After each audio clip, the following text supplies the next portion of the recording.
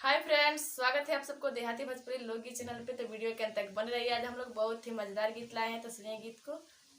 और कमेंट में बताइए कि आप सबको ये गीत कैसा लगा। बाजार चले जाना ओ मोरे राजा, बाजार चले जाना ओ मोरे राजा, पेड़ा तुम लाना बर्फी तू लाना, पेड़ा तू लाना बर्फी तू लाना, जलेबी मत लाना ओ मोरे राजा, बाजार चले जाना ओ मोरे राजा,